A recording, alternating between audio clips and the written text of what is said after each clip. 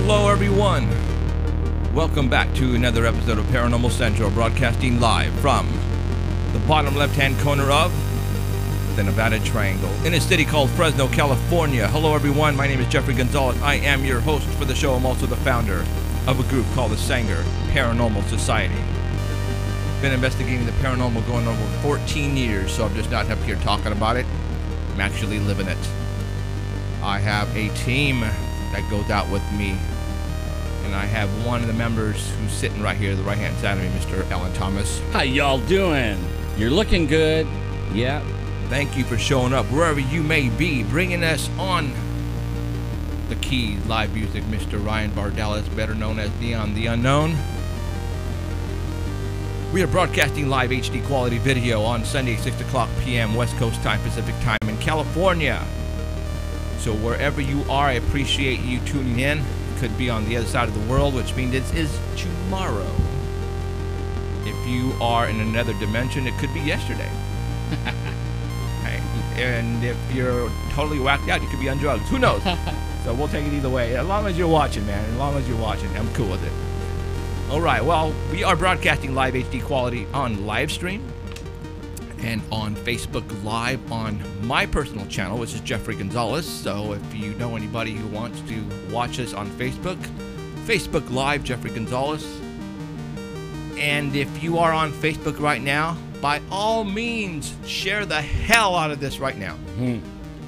All you guys who are watching on Facebook Live, it's about 1,000 people usually at night. Please share to your wall and have your friends share to their wall, because there are people out there who don't know who we are, who don't know what we're about, but we've been doing this for 10 years, and I think it's in their best interest, I think, if you would tell them about us, because we're going to be telling you some great stuff in the near future and showing you some great stuff that is going to blow your freaking mind. Trust me when I say that. Again, thank you very much for showing up. Been doing this for a while now. A lot of people are barely tuning in, finding us for the first time. We have a lot of shows on YouTube. You can go to our YouTube channel at Paranormal Central, and 223 videos, I think, are on there right now. There are some that we haven't placed on there that are very old. They're just gone. But tune in and watch us if you can. There are 2 other channels that trying to imitate us. I think Paranormal Central. Yeah, 3 or 4 now. Okay, yeah, and they are stealing our videos. Yes. A lot are stealing our videos. They're like cloning us. Yeah. You know. The way to tell is they'll say Paranormal 1 or Paranormal B or something like that. Oh, that's not Paranormal Central 1. It'll have something just a little teeny bit different than Paranormal Central, because obviously Paranormal Central is already taken up by us. And it won't have the cover picture. Cover picture of us doing it. Okay, cool. All right. We are rocking here. Again, for those who don't know, who I posted some numbers. It just boggles the mind if you really think about this. You know, we have been on YouTube for a while. Actually, no, I'm going to take that back. Not for a while.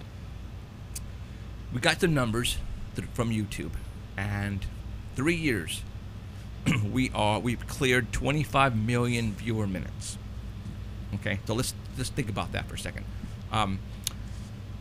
When you have a famous artist like, I don't know, I want to say Katy Perry, somebody not as famous as her, and you see on Vimeo, or not Vimeo, but their YouTube video just has 4 million, 5 million views. Well, you have to remember that music video itself is only 3 minutes long, 4 minutes long. 3 minutes, yeah. Okay. Our show here is 2 hours long. 120 minutes. 120 minutes. So, you know, people are sticking around almost 25, 30 minutes, 45 minutes to, for the whole 2-hour show. And that's pretty damn good from what I understand. Well, actually, we have some that are staying the whole thing. Okay. And then you have some that they don't know what they're looking at, so then they go in and then they go out, right? Okay. Some stay 5 minutes, but when it's all said and done, the average is around 25 to 27 minutes. Okay. And from what I understand, that's pretty good.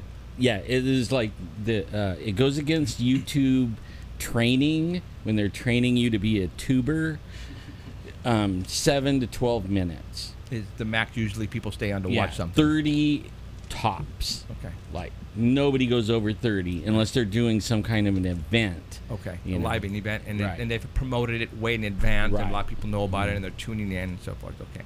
Well, so we need, we obviously we're doing really well, but I would like to do even better. So if you can share, tell people about us, and spread the word, because things are really happening for us now.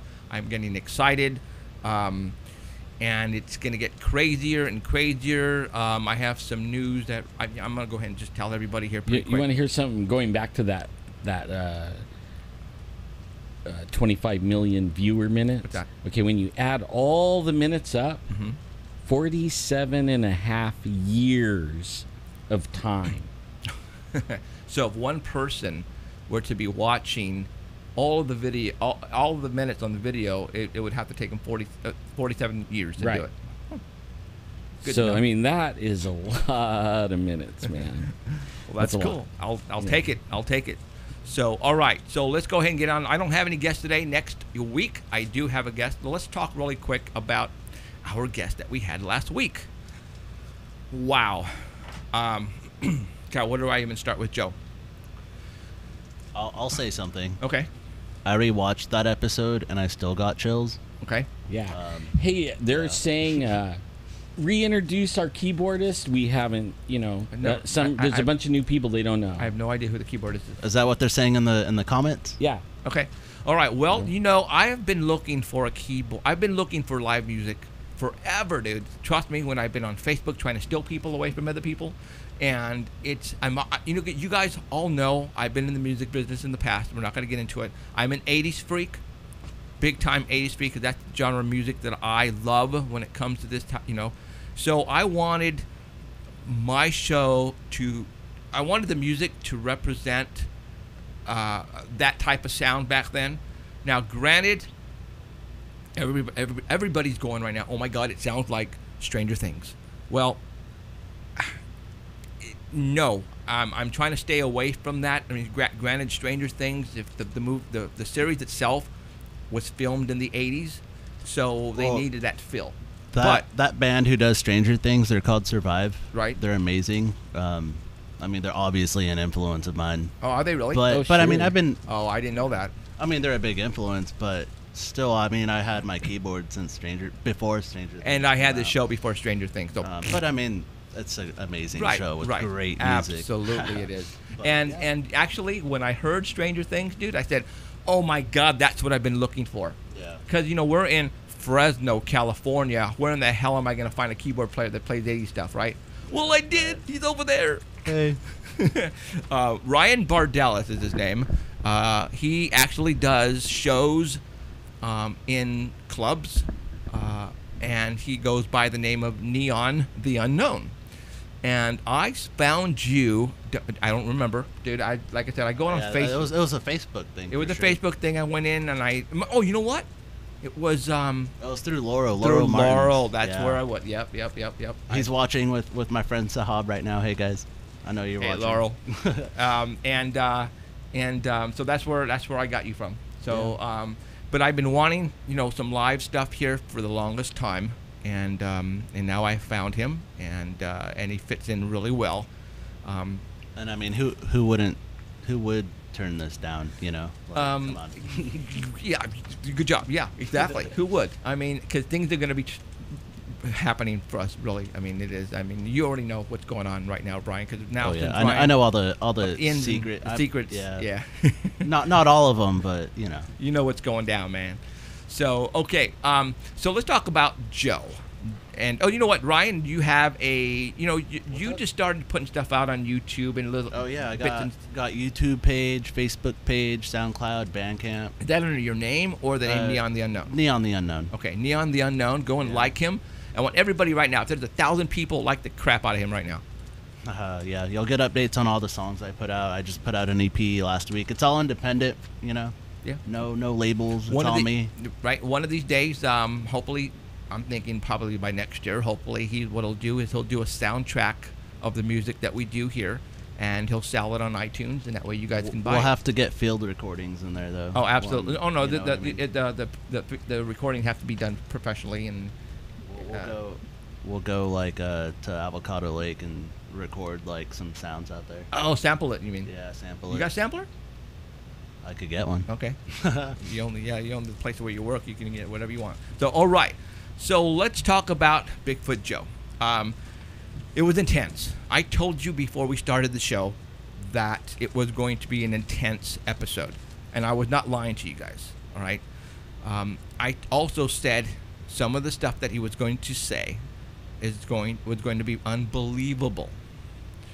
But I advise you that you have to not just take what he's saying into consideration, but what happened before and after all this happened. And I mean when it happened back at his home. All right. Now, I was getting a lot of texts, and so was Alan, more than usual, because that show, Joe the Bigfoot, touched a lot of people. It did. You saw the emotion. You felt the emotion. I felt it, obviously. Alan almost lost it as well, but he held it back. Dummy, you should have broke out with me. Well, I was like... and people were going, see, I knew Jeffrey was a softie. Come on, I've always been a softie. Got something in my eye. Yeah, I got something in my eye. My finger, dumbass. So I told you it was going to be an unbelievable guest and an unbelievable show. You know, there are a lot of shows out there who have people call in and tell their stories. And you have to sit back and say, do I believe what this guy is saying? It just sounds so unbelievable. If I could just see him tell the story, and feel it from him, see his emotions, I think it would change the way people respond in our guests. So I brought Joe in here. I knew that it was going to turn off a lot of people because we were talking about religion. Okay, and that just turns off a lot of people. I understand it does, but we also talk about supernatural, demons, angels, all that kind of stuff here. And he was talking about all that and Bigfoot. So you have to incorporate. I mean, he was all over the board with this. Bigfoot, demons, these things disappearing, talking telepathically to him. A lot of people said, okay, the guy right now is on drugs. He's on freaking drugs. Back then, when I first met him 2 years ago, he was on drugs. I'm being honest. He was being honest. He was on drugs. But remember, the two little boys who saw the Bigfoot 2 years prior to his incident saw a Bigfoot in the same orchard. They don't know. Those two little boys didn't know this Joe living a block away in a house in a ranch. So regardless if he was on drugs back then, which he was on, he didn't know these little boys. Now remember, when Joe met Alan and myself at the pizza place, we didn't tell him about the two little boys in the orchard because Joe didn't tell us where he lived. And at that time, Joe spilled his guts to us at the pizza place, and he even broke down like he did that night here. He broke down at the pizza place in front of us, didn't even know who we were, and the dude was crying because it scared him. He said, what the hell is happening at my house? Help. Yeah, he was traumatized, I believe. Yeah, no. Like, totally traumatized. Big time. Because, how many people... And then that way you could tell if they're telling the truth. You know what I mean? Yeah. If somebody's lying, they don't just bust out like that. Right. I've been doing this a long time. I can tell when somebody's trying to pull a fast one on me. Trust me when I say that. I also took psych classes in college, and it helped me actually, read people. So Joe saw things plural, in the field where these two little boys saw 2 years prior. And Joe didn't know these two little boys, or didn't know even the story. Okay. And then, on top of that, he finds a 16-inch footprint that we showed you last week. Taking all that into consideration, I don't care, again, if he was on drugs, if he had an IV pumping cocaine in his freaking arm, or meth, or crack, you know what I'm saying? What about the two little boys? So, Joe did see something. Some things, plural. All right? So, when Joe was here talking, people were saying he's still on drugs. He's on drugs. No, he's not. And let me tell you something. I went to go pick him up Sunday at 4:30 because I wanted to make sure he was here. Again, his guy lives on a ranch. What he does is he does stuff for this rancher who owns a lot of acreage, like builds fences, gets horses, corralled, feeds the cows, all that. That's what he does. And I was afraid that I didn't want to take a chance and him not show up. So I drove out there to the country north of Sanger to go pick him up at 4:30. When I arrived at his house, he had two friends outside, and he said, "Oh yeah, Joe's inside."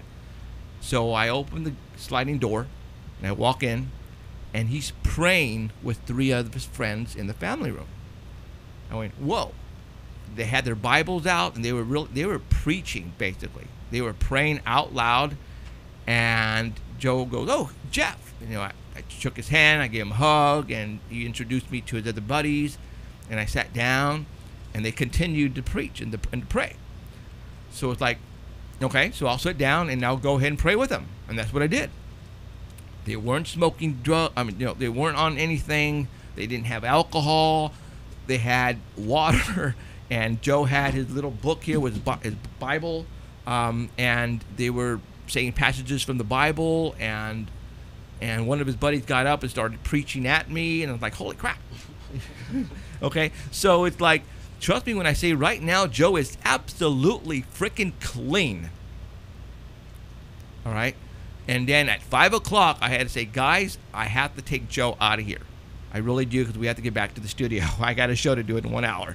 So we did a last prayer, and Joe got his stuff. I said, get your cast. So he went out, got his cast, and he got in my truck, and booked it down here.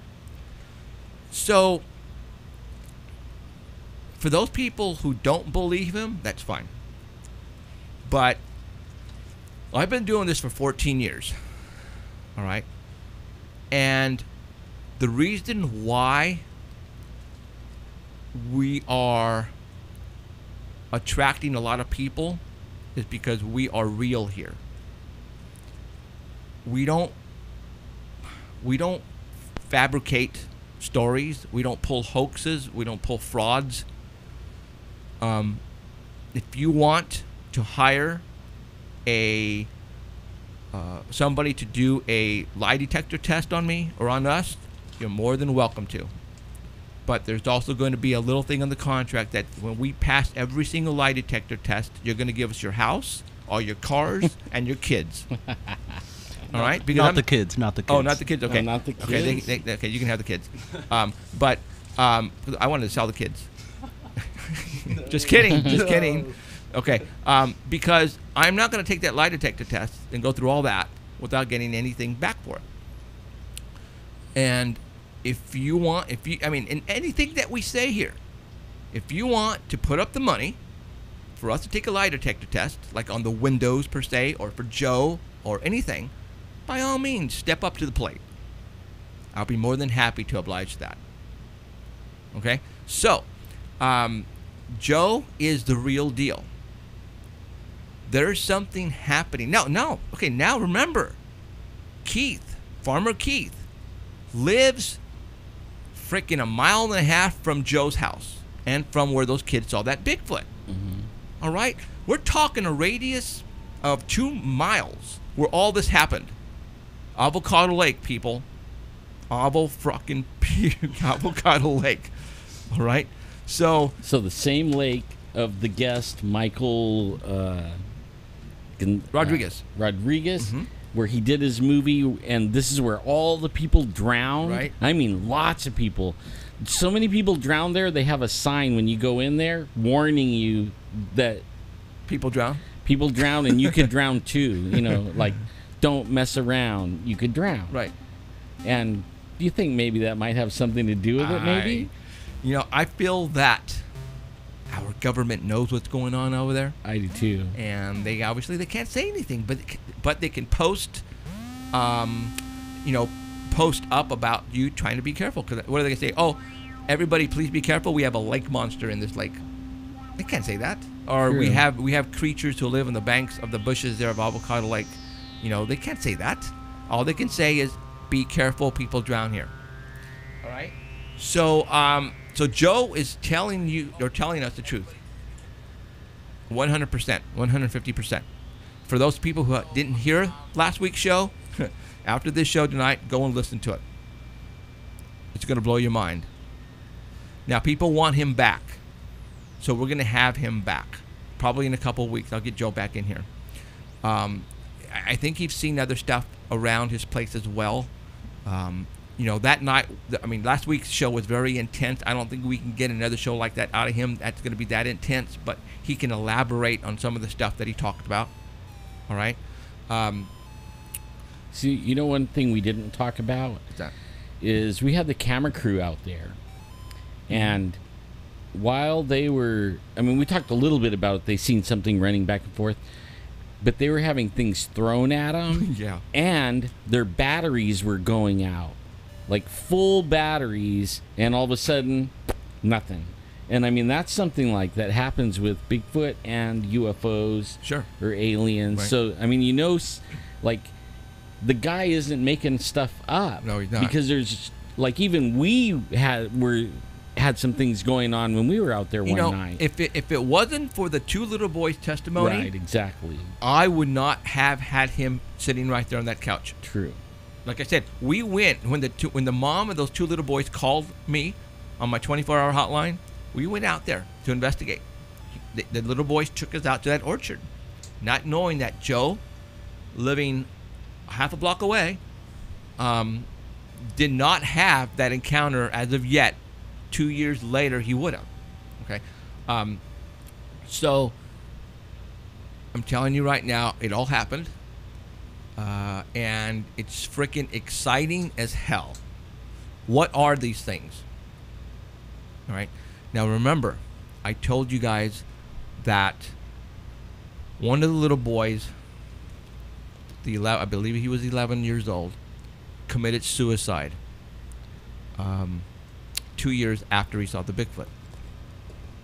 The poor boy hung himself in his house. Yeah, not sure if it was because of that, but only but only we know that he was traumatized for something. Now, you can try to armchair quarterback on how and why he committed suicide. A lot of people, the first thing that came to my mind was, all right, at school he got bullied a lot and he couldn't take it anymore, and that's why he did it. But the guy was homeschooled with his other brother. So you have to take that out of the equation. Was they having family problems? I don't know. But we're talking about a creature that really messed up my wife at one point, and we think it's the same thing. And it messed up Joe. And who knows what these things are doing to other people in the mountains. I know a few, like I know a girl right now that is still in going to see a counselor. What do we call it? A psychiatrist. Okay. The Bigfoot looked at her and growled at her, and it's been like, I don't know, 6 or 7 years. She's still seeing a psychiatrist. She will not go, and this was right at the Kings River, and she won't go there anymore. She won't go to Avocado Lake. She won't go, and if she thought they were even farther down here like we know, she wouldn't go anywhere. Wow. She wouldn't even leave her house. Okay. All right. It scared her that bad. Okay. So I I just wanted to clear up some things with you on Bigfoot Joe. He is legit, the real deal. He's not on drugs. Trust me when I say that. Right now, the guy is so clean. I don't know if he even drinks soda. I think he was drinking Pepsi here. So. Yeah. But otherwise, that's that it. addicting stuff. Caffeine, like me. All right. We got some other things we're going to talk about, but right now, I'm going to call somebody. Let's get some dial tone. Let's get some music. I'm going to dial somebody. He had he had an encounter on the 41 freeway. That Really? I'm not going to tell anybody what this encounter was. We're not talking a creature. But let's call him. He called in a couple days ago, and he told on my 24-hour hotline, said, "Hey, this happened to me and my friend. I know a friend in Sanger who said you better call the Sanger Paranormal Society." And he looked us up and got the number, and he called. Dude, that's awesome. So we're going to call him right now. And I forgot his name. John? Awesome.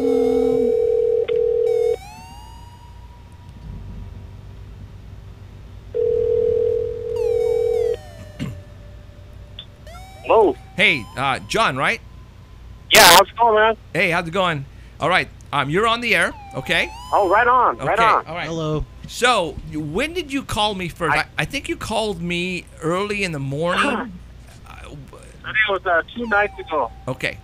And you told me something, and it's like, I went, wow. So, go ahead, start from the very beginning, and tell everybody what happened to you. Okay, first of all, my name's John. I'm 46 years old. I live in Fowler, California. My buddy lives in Selma. I'm at the house. I'm drinking a cold beer, and I'm enjoying myself. And my friend calls me up, and he goes, "Hey, let's go to Chichansey." I told him I was drinking, and he goes, "Let's go anyway." He goes, "I won't drink. I'll be the sober driver." So anyways, he picks me up, and we go to Chichansey about 8 o'clock at night. And we drive on the 41 to Chichansey, and sure enough, somewhere on that route, I don't know when, but it was dark, there's a sports car going in front of us. It looked like a Porsche.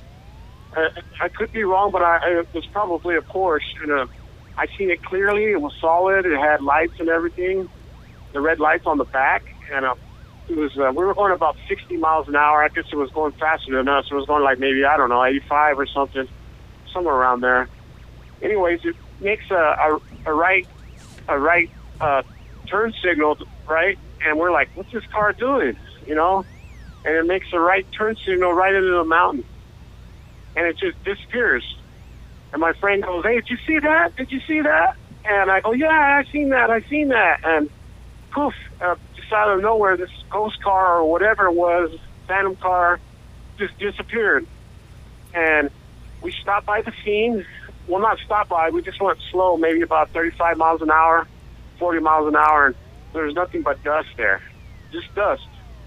Anyways, that kind of creeped us out a bit, but maybe there was an accident that happened around there or something. But anyways, we went to the casino, and on our way back home from the casino, my friend hit the side of the mountain, and he had a flat left tire.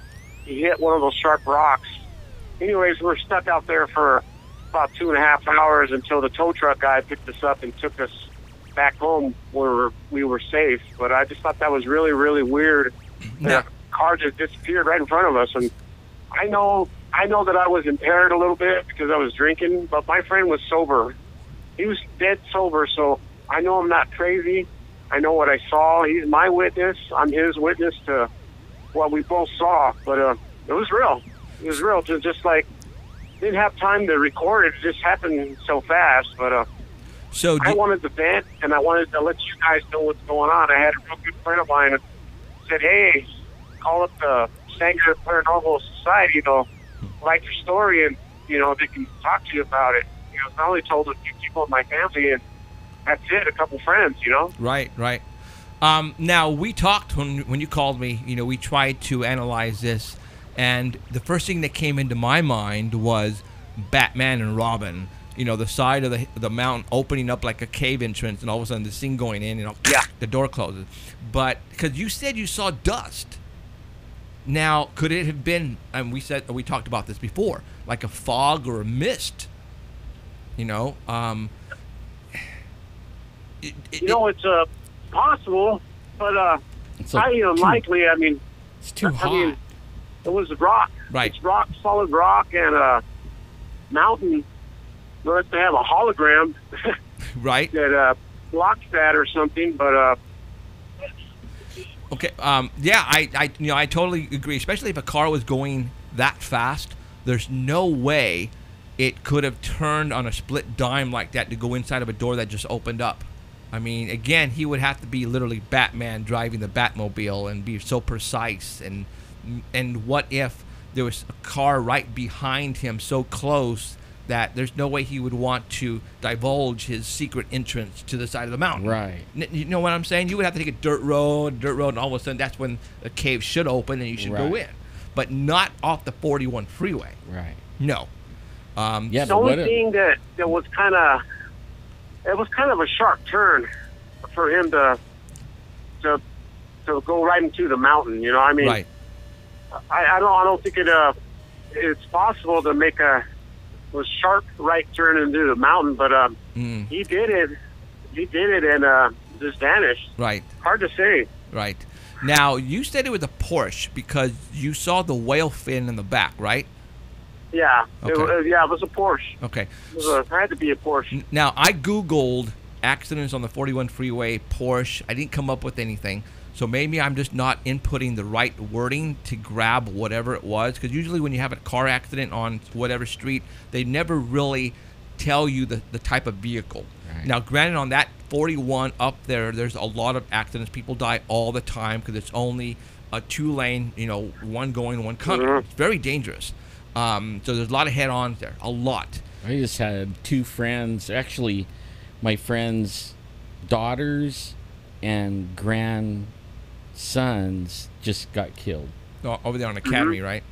Yeah. No, it was on 41, I think. Oh, really? Yeah. Okay. So it's very dangerous.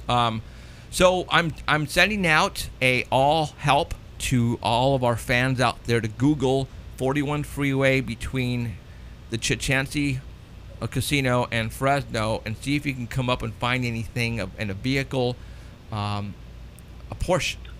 See if there's any accidents. There's a chance it might not be a Porsche. Okay. There's a slight chance, but I know it was a fast car because it had those fins on the back. Okay, so it had fins on the back. So yeah, it had fins on the back. It was gray color, and it's just like, I don't know. We're just driving, talking, listening to radio, just having a good old time, and then all of a sudden we see this car in front of us, and it's going faster than we are. It just makes a right turn and poof, gone. Gone. It is weird. It is strange. I don't know what it was. Right. Time traveler, ghost car. Maybe there's a base in the mountain. Who knows? Yeah. I don't know. Who knows? But there's a lot of crazy stuff happening in those mountains, right there, dude. There's creatures running around that are freaking 15 feet long. There's Bigfoots running around. There's UFOs flying all over the place. So when you told me that story and you gave me the exact location, I said, yeah, I could see that. Because we get called all the time from that location, dude. It's crazy stuff happening. So you're not crazy. I'm pretty sure you saw what you saw, especially with your friend. What it was, I don't know. You guys know what, too? You think there's a vortex there?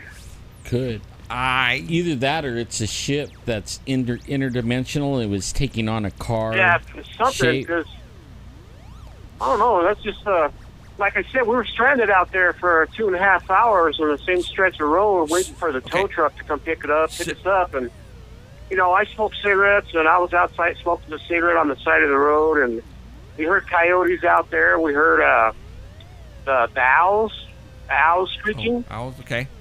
But we didn't linger into the wilderness. We just kicked back by the car. Now, and we talked about this. Do you think what you guys witnessed was trying to tell you to be careful?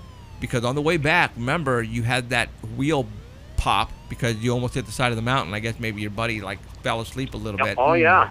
So do you it think? was a wake-up call to drive safe. Yeah. It was just sad, too, whoever died in that accident, whether it be a man and a woman or two men or two women or one man or one woman. To me, I think they were trying to tell us something, because why would you put a signal light on to go into a mountain? That's the one thing I don't get. Huh. We've seen it blinking. Right. Well, what is that car doing? It turned. But it did get our attention because it was blinking. I wonder if it was a ghost. So that told us that car was going to make a right turn, and sure enough, it did. Yeah, that's what he's thinking. It was a ghost car. Obviously, somebody going that fast shouldn't have put on a blinker, and all of a sudden, it's gone. It just no. So I'm thinking it was a ghost car from a recent accident. I don't know how many years ago, and you just happened to witness something that a lot of people wish they would have seen, like me. I would have been awesome. No kidding. So, with pics. Right on. So, all right, hey John, I appreciate you calling me first of all. You have my number. I don't care where you're at. If you happen to ever see anything crazy or know anybody who needs our help or wants to tell us a story about paranormal, make sure you give them my number, and I appreciate. I will. Just a brief update. I'm going to start my investigation on the Reedley Beach and Kelly's right. Beach, and just to let you guys know. We talked about that briefly. I did a day investigation, which is a lot safer than being at night. And like I said, I was kind of stupid to go out there by myself, I mean, some of my friends, they have pistols, you know what I mean? And at least that's some type of protection. But I know a bullet won't harm a ghost, though. Okay, now I'm trying to remember what brought that up. I don't remember what brought that up, but we were talking about Reedley Beach, and you told me, you said it's haunted, and I told you, well, how do you know? Well, this is how I know. I live in Fowler. I work in Reedley. I've had friends that have told me, just out of conversation, that Reedley Beach is haunted. And they know I'm into that paranormal stuff like that, so hey, I did my own investigation. I did it in the daytime. Also, I did it at night, but for some reason, I only went like 20 feet on both sides, and I stopped. They have barricades because the water was very high. The park's closed. It might be open now, but I know that it was closed because of the high water. Right. And something just told me, hey, you better not go, and I was by myself, so I didn't go. But so you so you felt something. You sensed something, like something telling you, don't go, don't do it. Oh, there was something there, you know what I mean? And I think we also talked about a possible Bigfoot sighting in our neck of the woods, in Reedley, Yep. San Joaquin Valley. I mean, I know if there's no food up in the mountains, they're going to come down here. Remember you told me there's plums, nectarines, peaches, grapes. There's food here. Yep, absolutely. The smorgasbord. And oh, yeah. And old Bigfoot wants to come down here and eat some food, or maybe Bigfoot will bring his family, And I totally agree with you, dude. I totally agree. So. As far as Bigfoot, I believe he is real. He's so real. I don't know why he's so elusive. I don't know why he's so hard to capture. I don't know why no one's shot and killed him. But I'm not saying to kill him, you know what I mean? But that would be the only real solid proof that they came up with a body. But I know that in some states it's against the law. It's illegal to kill a Sasquatch, you know what I mean? Yeah, well, I think Washington says you cannot do that in Washington. So, why would they actually say that if this creature doesn't exist? Yeah, because they know it's real, the locals. Right, absolutely. So, all right, well, hey, the next time you go up there to Reedley Beach and you get anything, make sure you let me know, right? Okay, I will, but I'm not going to be going by myself no more. I'm going to be going with my friends. Right on, dude. That's a smart move. Yes. All right, man. All you right. guys have a good night. Thank you, John, for calling me. Man. Appreciate it. Okay, bye-bye. See ya. Okay, so, and again, word of mouth. Dude, he's telling his friend what happened, and call Jeff. See, his story kind of reminds me of... My allergies are killing me right now. I'm not crying because of his story, so shut up. when I lived up in the foothills, we would go out 168. And when you get out there to Academy, there was like where Academy comes into 168. All my family, me, my wife, all the time seeing cars going through a field at really a high rate of speed, and they never came out to the highway where we were on. And it was like that's what his thing reminded me of. Like you expect to see something when you get there, you know what I mean? And then there's nothing. And sometimes there would be dust, and now there's cars. You know, I mean, houses all right. through there. I know what you're talking about. And I'm wondering if like cars drive through their living room and stuff. Now, do you remember when we went to go talk to the gatekeeper? Yeah. He says there is quartz, a vein of quartz that lead from his house all the way down right through those houses. Yeah, that's right. Oh my God. Yep. And he was saying that could be explaining that That a little could bit. be the quartz is causing some type of my high God. energy, allowing another dimension to open up or whatever. You know what I'm saying? So, shut up, Danny. Danny, going just crying again. Yeah, He's sniffling. No. whatever. I'm gonna send these boogers to you by mail, dude. Airmail. Yeah, airmail. All right. Okay. Sent by UPS. Yeah, really. Yeah. All right. Let's continue to talk about stuff. Hey, Octavio. What? I saw my friend on there. Oh, okay. Another friend. Everyone's watching tonight. That's Yeah. cool. Everyone should have watched last week and saw Bigfoot Joe. That's right. They still can. No, they They can on still can. YouTube. Go watch Bigfoot Joe on YouTube. So Ryan, Bigfoot Joe. Yeah. You know, when I brought you in here to do the music, you know, we talked a little bit about paranormal, Yeah. stuff. Did you even believe in Bigfoot? It's so crazy because I feel like I've just been such a city boy, like just strictly school and work for the past 10 years, whatever. Well, but So but still though, I mean, I haven't. all the shows on TV, you never stop when you're going through all the channels, and all of a sudden you see a Bigfoot show. You didn't stop to watch it. Oh yeah, I mean, I believe there's stuff out there. I just can't pinpoint stuff exactly. Well, no. you know, Right. But I know, the extent of Bigfoot Joe and everything he talked about, he had to have gone through something. Yeah.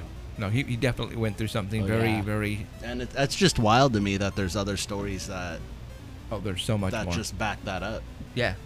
No, I totally agree. There's and we're going to tell, we're going to show, not tell, show you people tell their stories. Right. Cuz just by looking at him, you felt it. You freaking felt it. Like when he walked in here, I knew he just meant serious business, and he wasn't just here to be on a show to talk. Right. He was here to actually get it out there. Right. And it was Yeah, it you was know- like therapy. It was like therapy for him. There you go. I think he even was saying that, like we're gonna get down to business, try to keep me on track and everything, Because the guy can talk. Yeah. And there was a lot of stuff that he did not, talk about because we just didn't have enough time. I mean, 2 hours went like that. there's a whole bunch of stories that he has that he didn't even talk about. Right. And again, we're going to get him back in here because I know a lot of people said you need to get him back in here, and I totally agree. I just didn't want to do it back to back because I needed that story to settle in for people who didn't see that show. Need to go back and watch that show. Seriously, guys, it's a lot of people were saying this was probably one of our best shows ever. And granted, we've had a lot of good shows out there, but I could see where people are getting that from because it was intense. You knew he was telling the truth. Dude, we're talking about freaking monsters here.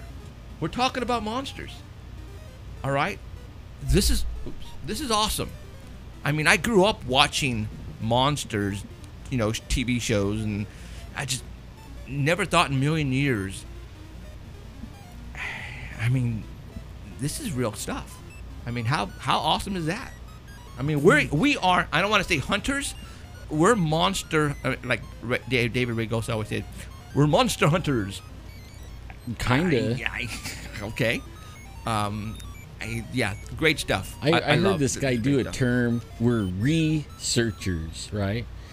We're searching. We're like researching what people already been doing, right? So we're not like blazing a trail that nobody's done before. We're covering ground that's been there, but only we're really turning over the rocks. You know what I mean? Like, we're finding the people. We're really getting out there. We're getting their stories. Right. Some, I mean, they're seriously, some won't even come here. They'll tell the story. Some even have really good pictures and stuff, and they won't share. I mean, like, we've had over the years a few people that we would love to get here, but they won't go here. You know, we have a lot of shows in the bag that we've done in the past, and we have a lot of stuff that we've actually showed. Yeah, we people have. Yeah. That today, you know, even if we did this 4 years ago, It would be new. it would be new to you. Mm-hmm. So, you know, for those people who have been following us for such a long time, what we're going to do is we're going to rehash some of these things and bring up, you know, again, I'm working on getting visual aid in here so that way you can see up close what we're talking about, as in pictures or videos, and I'm working on that. Give me another couple of weeks. But there's stuff that you guys really need to see. And again, it's going to blow your mind. Simple as that. It will. I guarantee you it will. So, all right. You know, I think about that sometimes, like when we had 30 people listening and we had the most killer content. You know what I mean? Like, we did some killer shows and only 30 people saw it. right. And I would love to go. Maybe I can do that. Maybe I could go back and Sure. look over these videos and find some stuff, and then we can reconnect with them. Absolutely, that would be an awesome idea, because there's a lot of content that our new fans have not seen. I mean, we've interviewed J.C. Johnson, David Weatherly. Man, you could go down the list. Scott Walter, even the guy. What was his name? That played in the Munsters. We had that guy. Butch? Yeah, No. Butch, I think, or Eddie Munster. Well, Eddie Munster. Eddie Munster, We had him yeah. on the phone. We talked about, you know, he called in and we talked about he just put out a table book. What do you call those? coffee table book. There you go. So all right. But I mean, yeah, we've had some, and then we've had some like really good, like, in fact, I just took a report from somebody that lives over by Prather, and they seen a ship, and it was beaming the light down, searching, and then it brought back the memory, and it isn't far, maybe even a mile, maybe, of when we went up there. We were called by that lady, and the ships were it was doing that. Adrian's sister, yeah. And when the light would sit still, it scooped dirt gone. Remember that? And I mean, you could see where the dirt was scooped out from the light. Like, they don't know if it was scooped or what they were doing, but it was happening all the time there. Right. Well, somebody else is seeing that up there now. Okay. And I told them, God, you got to go on the show and tell, and they're like, oh no, I can't do that. People will make fun of me. So I think they're just afraid. Right. Yeah. Okay. Like, afraid of the camera, afraid of their voice being heard. I don't know. Right. All right. Let's continue on. David Paulides, he was good. Yeah, but we won't have him on anymore. No, too bad. Too bad.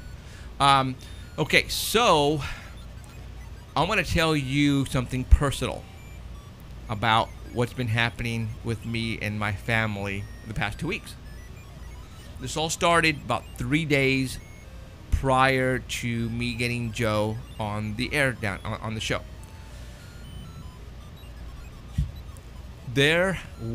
Our family has been we've been running into so much bad luck, it's not even funny. I mean, I don't even know where to start. Let's just say that, when Alan and myself, when we, I don't know, 7 years, 8 years he's been with the show. We know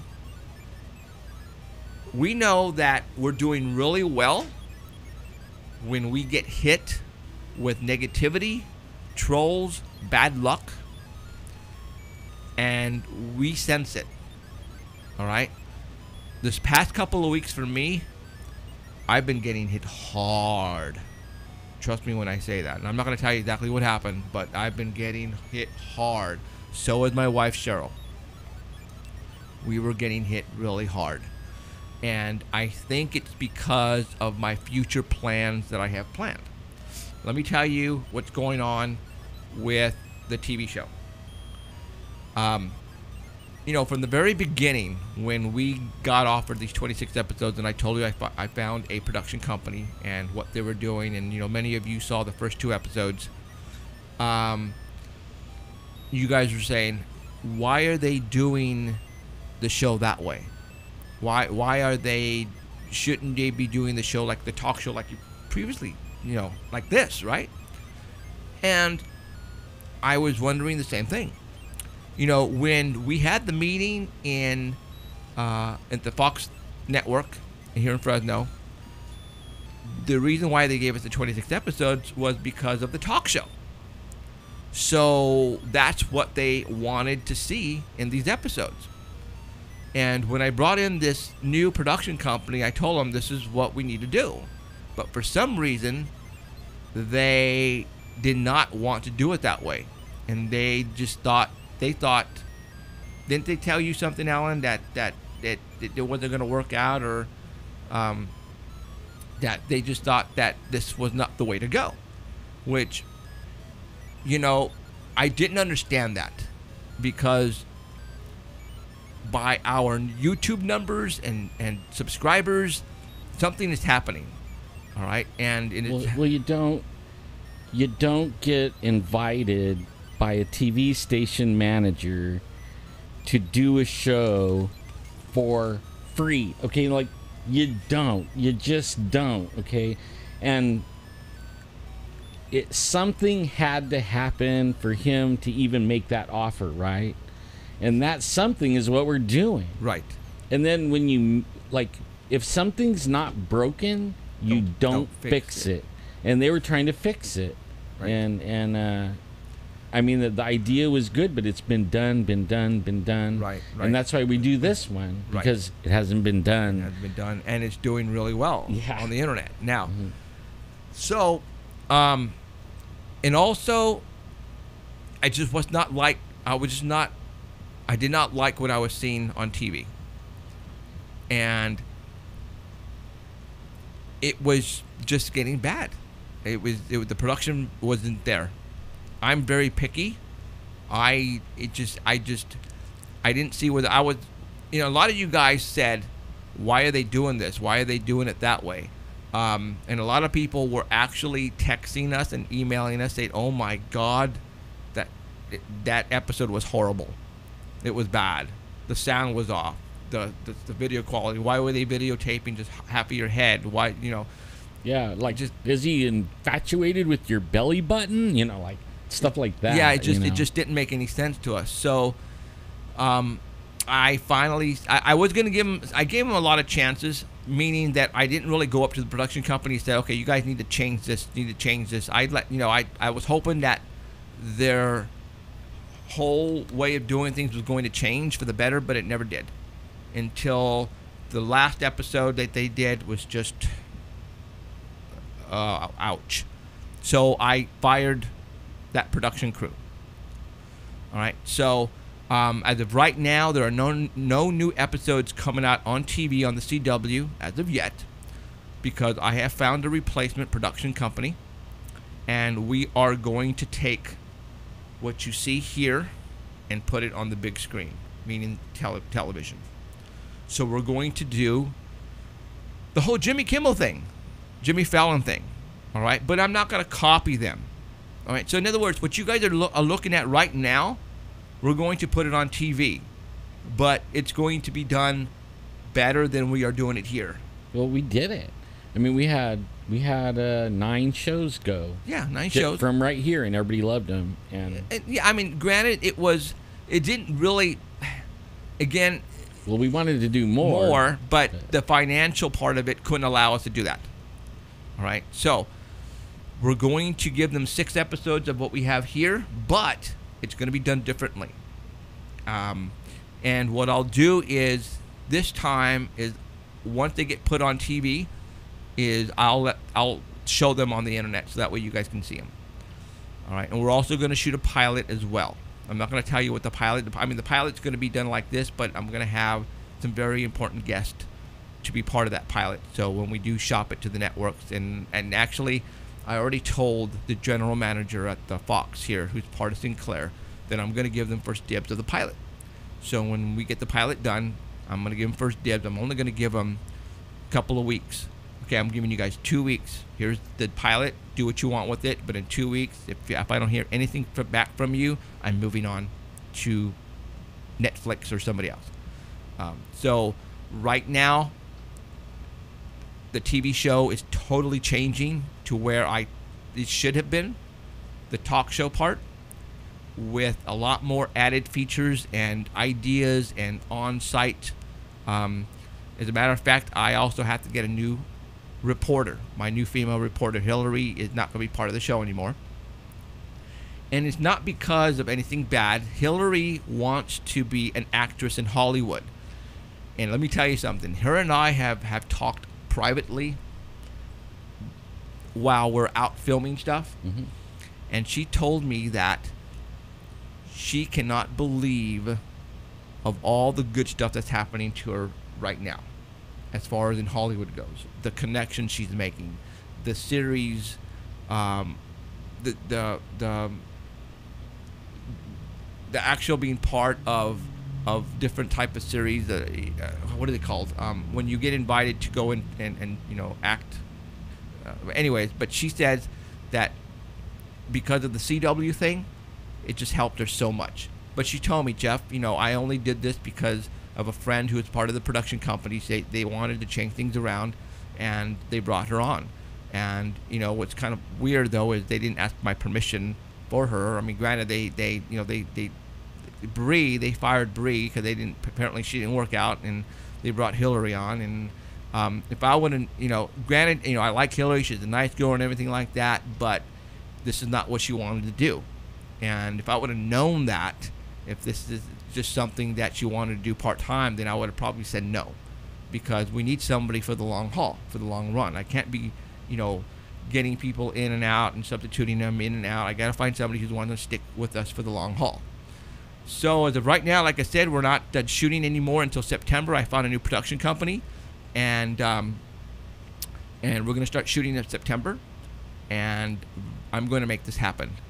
And trust me when I say that I'm getting good vibes on all this, and I think that's why the bad luck hit me, because whatever it senses that, oh shit, Jeff now is going to do. If Jeff does this, it's going to put him over the top. I'm going to be the executive producer now of these next 6 shows, meaning I know exactly what I want, and it's going to be done that way. And now I have the crew who says, okay, let's do it.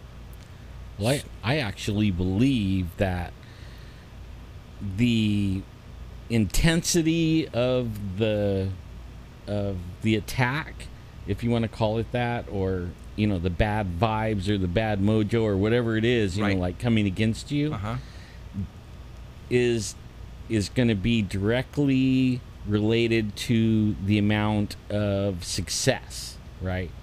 So if you're being like attacked super duper, and this is for everyone out there, this isn't just a thing just for us.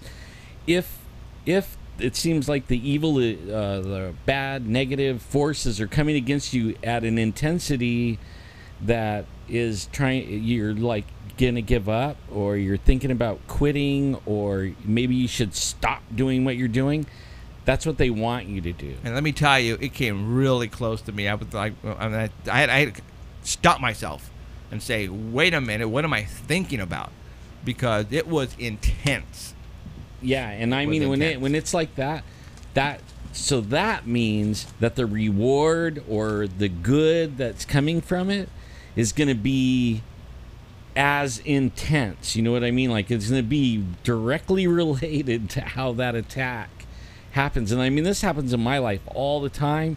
And sometimes during this show, like I have physical problems, and it seems like right when we're at the cusp of moving up or making the next level step up or something like that, all of a sudden I get like physically attacked. Like all of a sudden I can't walk. All of a sudden I'm having a heart attack. All kinds of weirdness, right?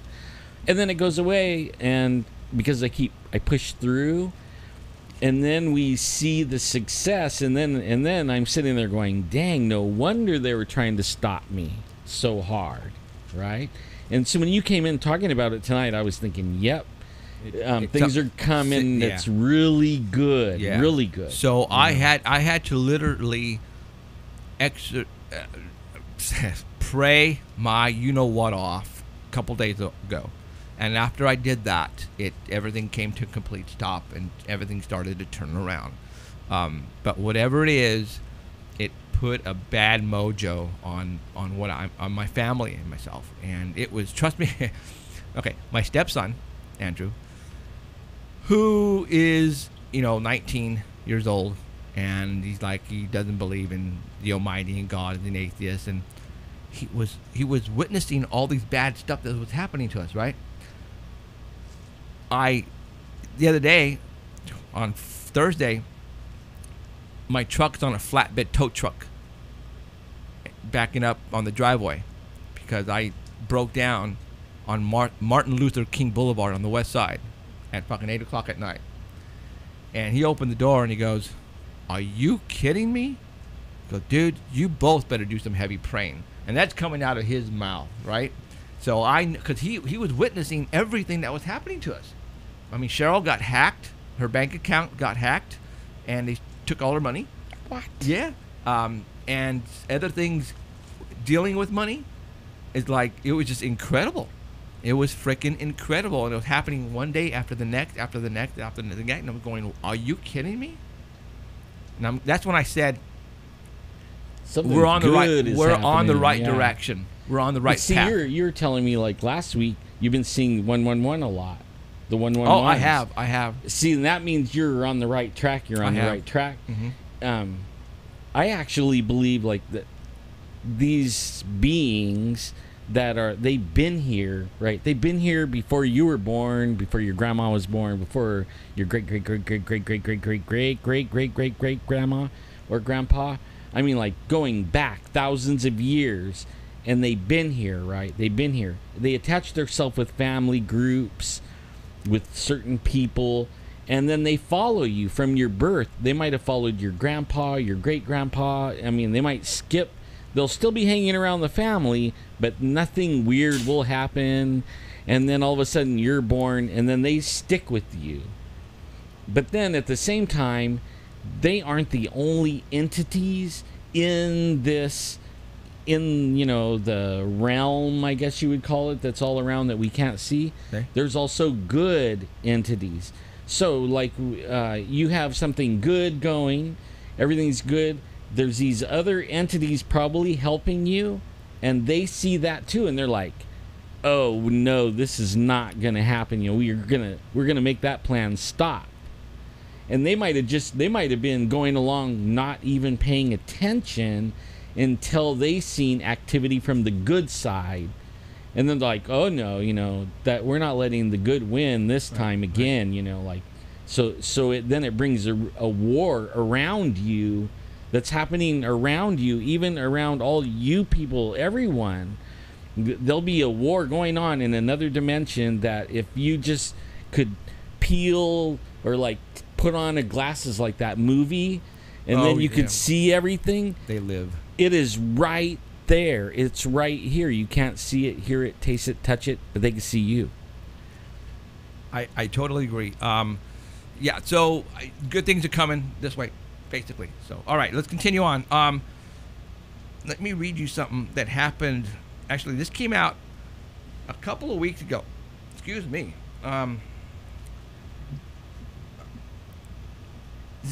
This came out on Time magazine under Science, July 12th this year.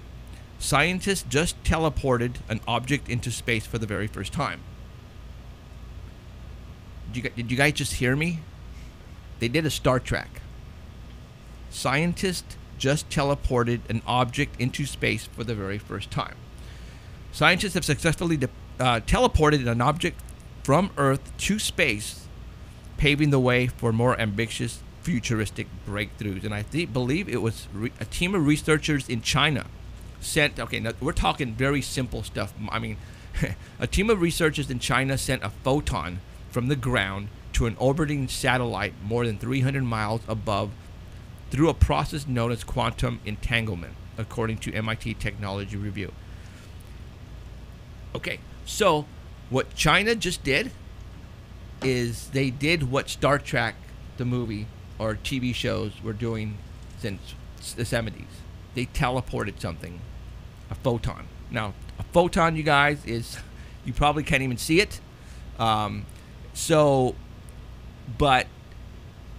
300 miles up into space into a satellite, they beamed it up, Scotty. That's what they did. So let them do their little fixing, and I guarantee you it's going to be a mouse next time. Maybe a penny or something next. But let them start tweaking it, and in no time they're going to start sending people up to space stations, teleporting. They may have already been doing it. Maybe they've already been doing it, and now we're just now getting a little inkling. Right, they're releasing little bits and pieces of telling, okay, we're starting to do it, but we've been doing it for years. We can't handle the whole truth, so they got to give it to us in atoms. Right, right. Yeah, next week we get a glue on. Yeah, show on live stream. You want to go to them? Yeah, they won't tell us about the guy who they lost in like the black hole or anything. Right. The ship, like what was the ship? The Philadelphia. Right.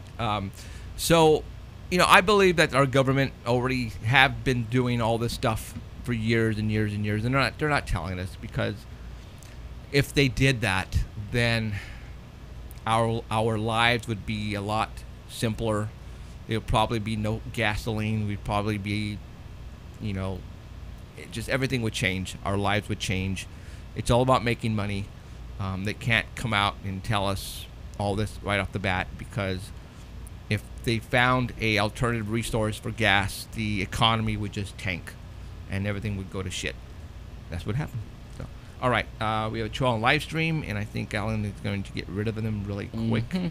And it's Seazle, Seazle. He's from France. Okay, it's probably that guy. It's on live stream. It's not on Facebook. Yeah, it's on live stream. So UK's, for some reason, UK's love the Trellis. I don't know why, but well, I mean, I have a feeling he doesn't understand. Like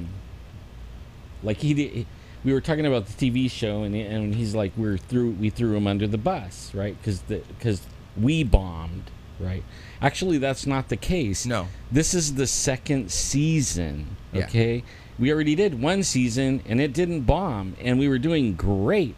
And the TV station offers you 52 weeks of free airtime for a show. Are you bombing? Seriously, are you bombing? And then you have some guys come in and they think they could do it better, and we kind of gave them the rope, like, okay, let's do it better. I mean, we want to see it success, right? But then they started bombing. They were bombing. They were bombing bad. Trust me, I got an email from the Fox Network, and I'm not going to say it right now because I'm keeping that email on the response of me firing that production company. All right, let's just say it was all good. All right, and yeah, when the manager says thank you, I mean, that something was going wrong and it wasn't us, right? Right. Okay. Yeah, and they know it. We don't usually bag on people, but we want everybody to know what's going on, because all of a sudden things aren't going to plan in the TV thing what everybody was expecting. Right. So they're seeing reruns where there should not be reruns, but only too bad it's going to be reruns. That's all we could do. Right. And, the general manager at the Fox CW would have said, you know what, I'm done with you guys no more. But that's not the case. He says, please shoot me the 6 the way it should be done. And that pilot, because they want it really bad. Yeah. All right. And we only had 6 left, and then it's still going to run for another 26 weeks. Well, I'm hoping. I don't know. I think they want it. Was so bad they might not. They might not. Yeah, I know. Too bad. So we'll have to work with them and see what's going to happen. Anyways, okay. So let's continue on. I wrote that. There's a company, and I think it's on the East Coast of Wisconsin, but they are chipping their employees with these chips that instead of now carrying a badge, they're putting it inside their hand, the little chip. So now they just have to wave their hand in front of the door opener, or if they want to go buy something at the snack bar at the restaurant, at the whatever business it is, they just go chick and takes it out of the bank account or whatever. Like mine, like right now I have a little thing that looks like a wave, and you just touch the. Oh. I don't even have to put the chip or slide it. I just. You don't even have to take it out of your wallet. You put the wallet. Yeah, you just put your wallet. Yeah, that's actually really. You just go like that. See, now that's. I didn't know I could okay, do now that. let me tell you something about that though. That's scary because these people. You can have your wallet in the back of your pants, and your credit card could be there, your ATM or whatever it is.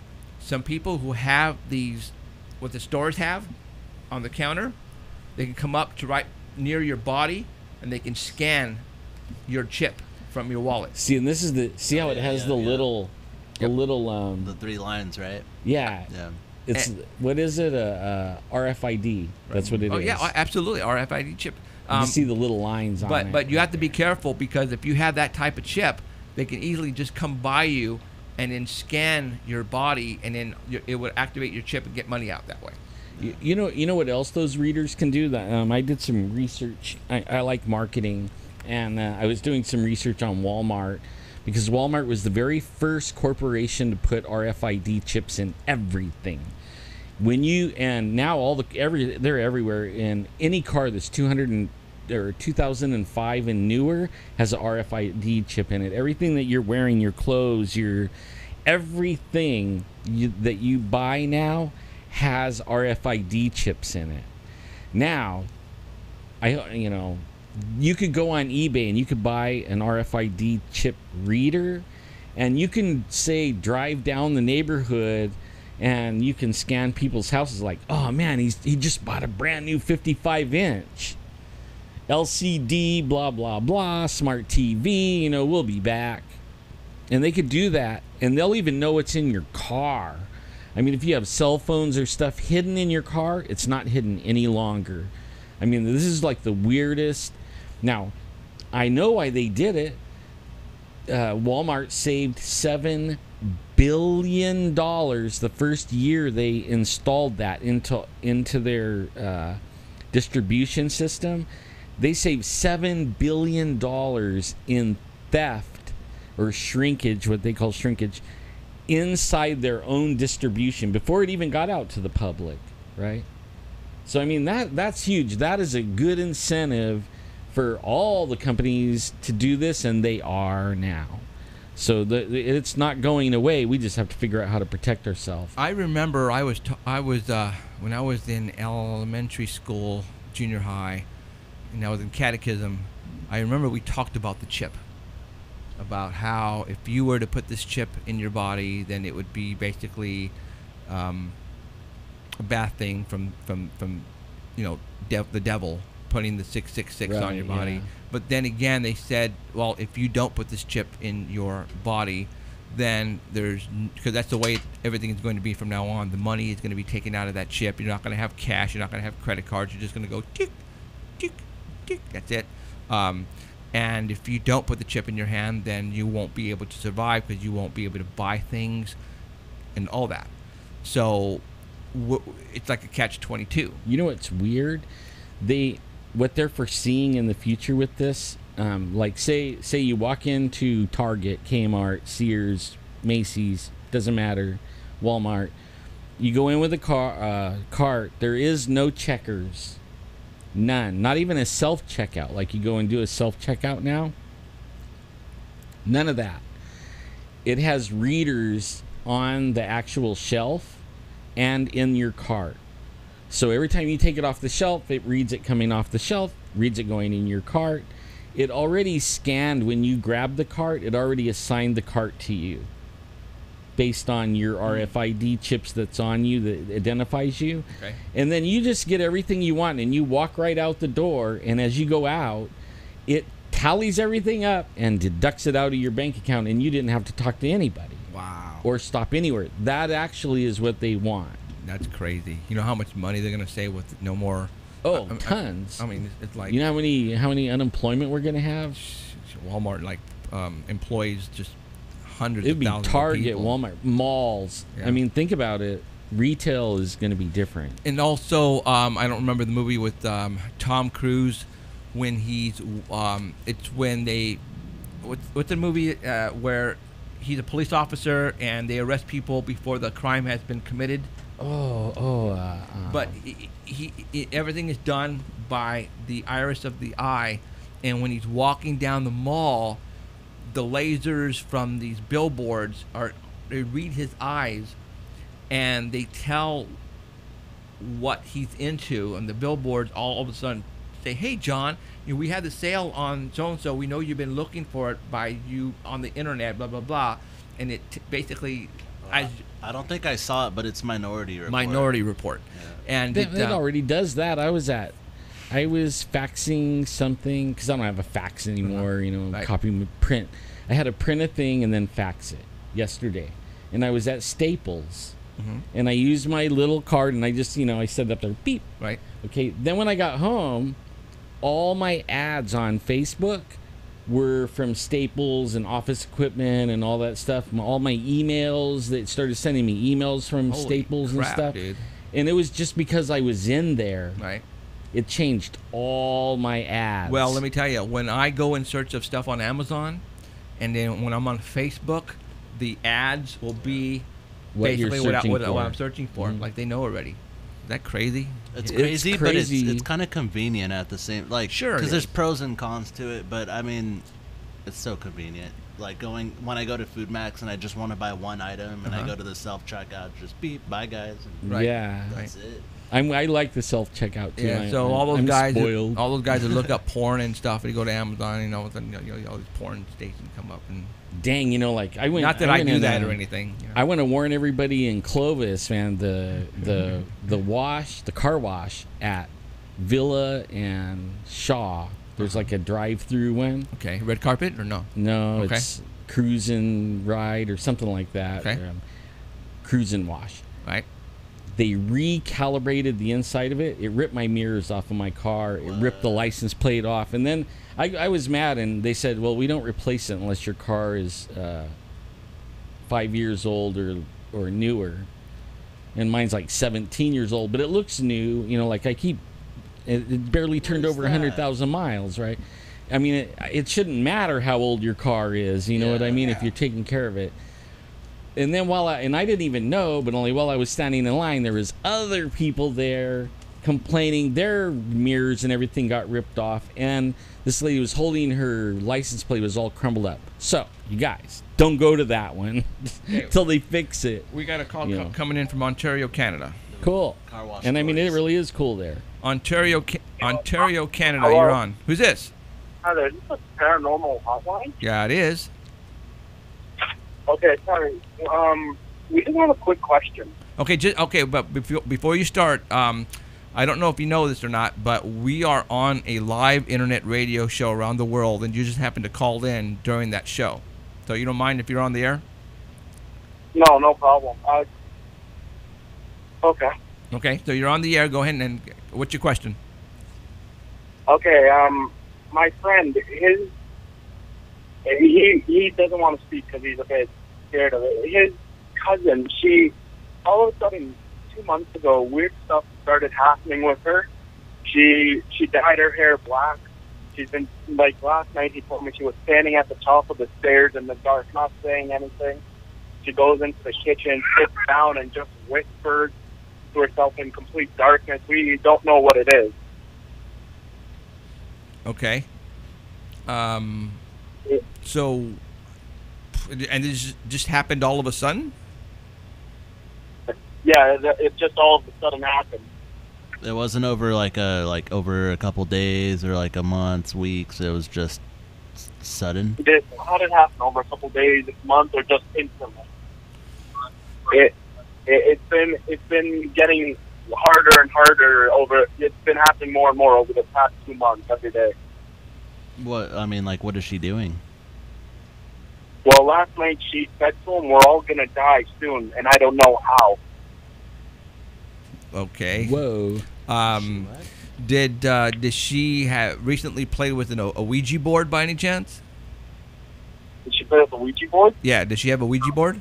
No. Does she? What? How old is she? How old is she? 22. 22. What are her friends like? The type of friends that she hang around with? Are they? Describe her friends. What type of friends does she have? What kind of friends does she have? Like, what are they like? They go just normal girl stuff. Girls, they go shopping and Okay. all, you know how women are. Well, it sounds like something is in her. She did something the past couple of days. Sorry? She did something the past couple of days to bring this into her. What do you think? Do you think she? I don't know if it has it in her, but it's definitely giving her ideas, like talking to her. I mean, did something traumatic happen in the past couple months? I don't think you heard. But we were thinking, what would happen if we, for example, I don't know how real or what would happen. What happens if we took a Bible, for example? Took a what now? A Bible? Yeah, what happens if we took a Bible for her? Well, are you guys religious in any way? Do you guys go to church or anything? I'm Christian Orthodox.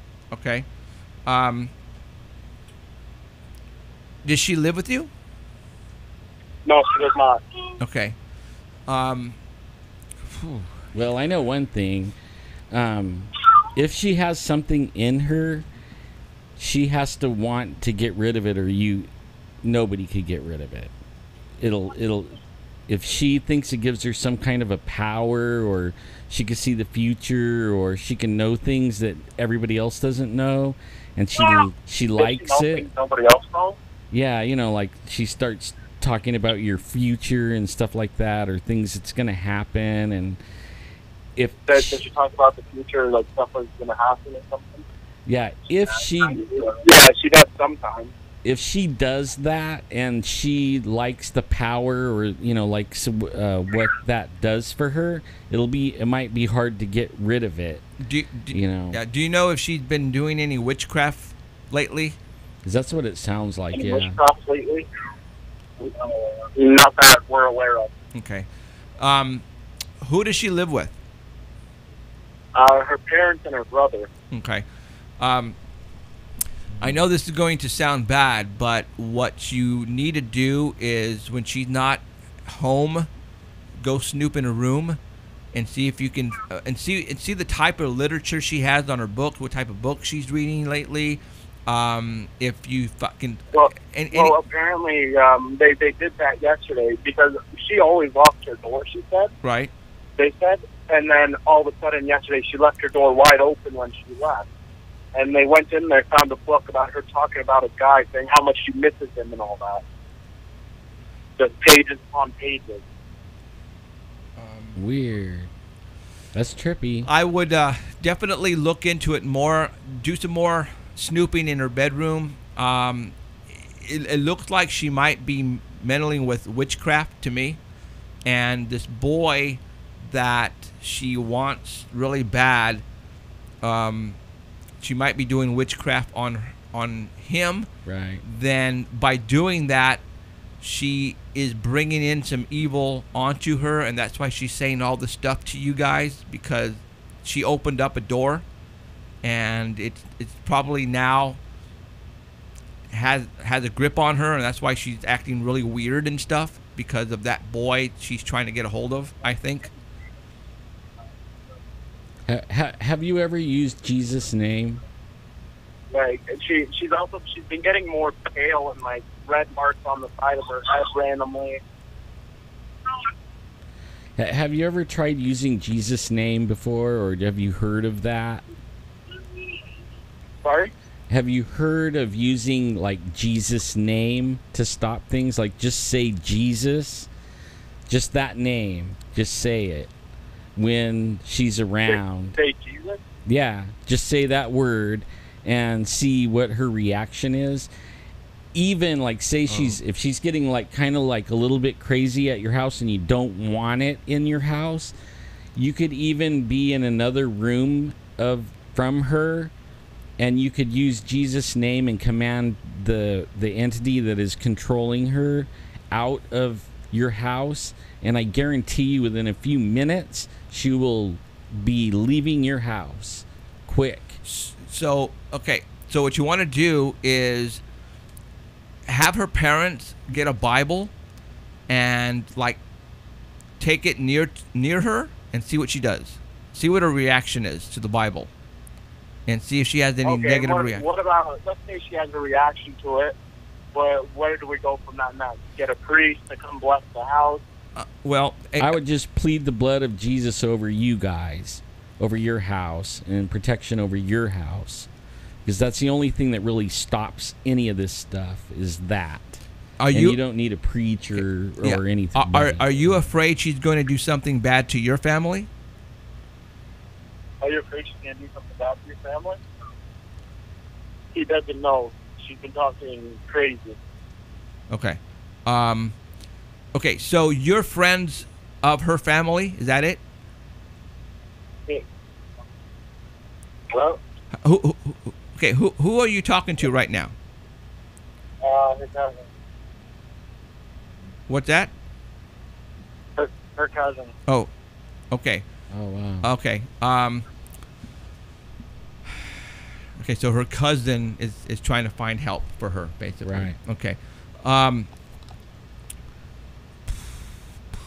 In Canada, so we're pretty far away. Yeah, or else we could go over there and help you out. Only I could help you. I could help you like through the phone. I really could. Okay. I could help them through the phone. I've been helping a lot of people that way. Sometimes you might not like the results, like maybe you want to keep the person there but get rid of the entity, but only because of the attachment the entity has on her. When you get rid of the entity, she goes with it. You know what I mean? If she wants to continue with it, and there's nothing you could do about that. But you can control what goes in and out of your house. That is for sure. Okay. So, I'm thinking basically what's happening here is she wants this guy really bad. She's willing to do anything for it. And she asked basically the evil... she asked basically Satan for some help. That's what I'm thinking, and she's getting it right now. And so you need to protect yourself. Well, okay. So the cousin that you're talking to right now, obviously she's afraid. Gosh, dang it! You're very far away. A priest. Yeah, but prayer. Okay, well, you know what I'm gonna do then? I'm gonna contact tomorrow then and see if anything changes. Yeah, See if anything's different. What I would do is have the family get a Bible, and like when she's sitting in the family room with the family watching TV or anything like that, have them sit down next to her with this Bible. Don't say anything, and see if she reacts to the Bible. If she gets up or throws it off to the side or something, freaks out, then something really bad is going on, and then call us back. Okay, that's perfect. I'll give that a shot then. Okay. All right. Good luck, and let me know what happens. All right. Okay, perfect. Thank you. Okay, no problem. Thank you, ma'am. Okay, bye-bye. Ontario, Canada. Can't take a ride over there and help them. Too far. You know that what's really weird is, maybe it's not really weird, but only a lot of this is happening now. I mean, I've been getting people contacting me all over the place with this, like the Hat Man, the Shadow Guy. That is just on the. I mean, yeah, it's going crazy. Remember when we had the UFO flap thing where there was like every day UFOs? Well, now it's the Shadow Guy, and he's everywhere. And it could be that that's what's messing with her and them even. Right. I mean, it could be. I mean, we barely got a little bit of what was going on over there. Yeah. Not the full detailed part of it, but. And it was hard to hear him, kind of. Yeah, because they had a baby in the background, you can tell. Yeah. So, and that right there is telling me it was a legit call, because I get a lot of calls like this that aren't legit, but when you have a baby in the background and they're trying to communicate back and forth, then you know that they're really sincere about what's going on and trying to get some help. So hopefully they can figure out what's going on really with the Bible thing. Might give them a little quick answer if this thing is evil, whatever it is inside of her. But I think it's all about love. Whoever this guy is, she's totally into this dude and wants him back, or wants him period, and asked for help and asked for help from anybody and anything, and this thing decided to step in, said, hey, I can help you, and that's what's happening. Well, a lot of times they don't tell anybody what they're doing. I mean, this is like my experience around here, and usually it's teen girls and younger girls and everything, and they're all into witchcraft, heavy, but they don't tell their family or anything, and then the family kind of figures out by all the weirdness.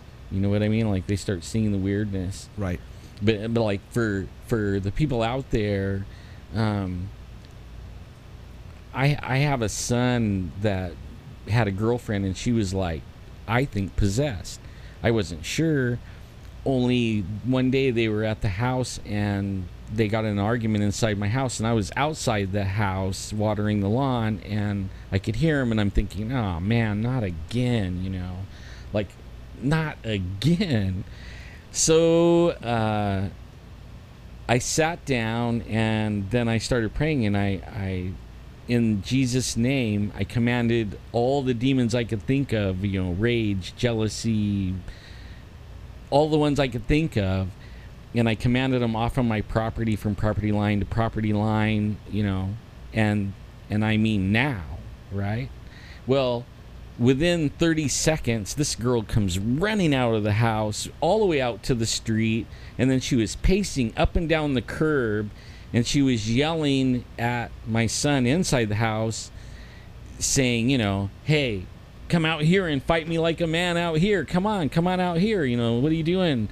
And I looked in, you have a living room window. I looked at the living room window, and my wife and him were sitting there looking at this girl going, oh my God, So then a few months later, my wife, she actually never came back on the property.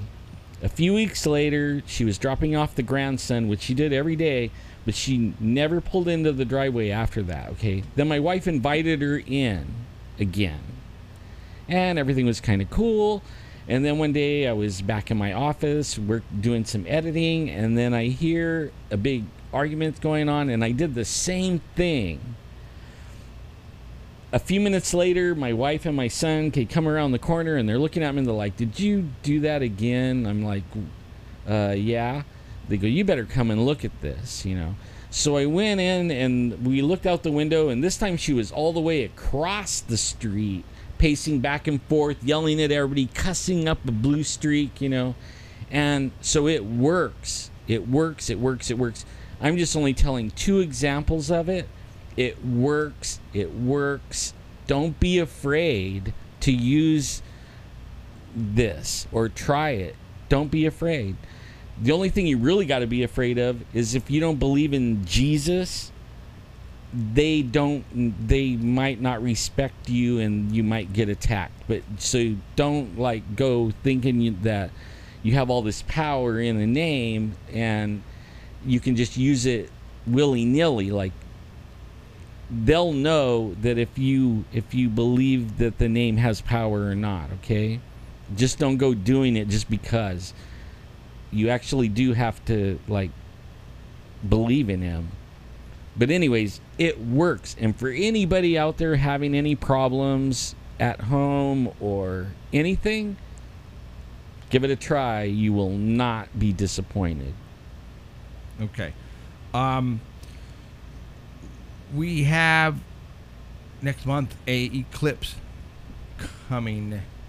I don't know what the exact date is, but we talked about this really briefly a couple of weeks ago or last week, and I'm getting a lot of texts and emails asking me how can I see this, and depending on where you are around the United States. If you're in Oregon, there's a path. If you go Google it, it'll show you the exact path that the eclipse, the shadow, will hit the United States, where it will be totally, I don't want to say complete darkness, but it's going to be almost like sundown. But if you're away from like California, then you're going to see parts of the eclipse. You can see the eclipse if you have the right lens. And by getting the right lens, you want to make sure you got the right lens. Because if you look into the eclipse, you can easily do damage to your eyes. I would suggest go to get a very cheap welder's glasses from Osh, from Home Depot, from Lowe's, Harbor Freight. They're not very expensive. They're only like $5-7, and that way you can look directly into the eclipse. I have a feeling they're really hyping this thing up big time. I have a feeling that something is going to show itself. I think so too.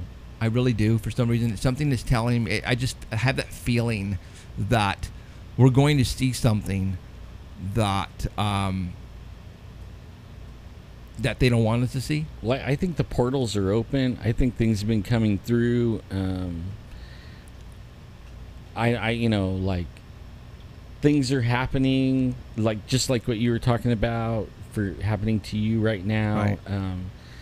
I never seen it go so much, and I have a feeling when that thing goes over and everybody's looking at the sky, I have a feeling there's going to be some really good videos and stories coming from this one. Right. I really do. There's been a lot of video on YouTube and on Facebook of Planet X Nibiru. The locations that I have been getting is the bottom right-hand corner, so more like 4 o'clock.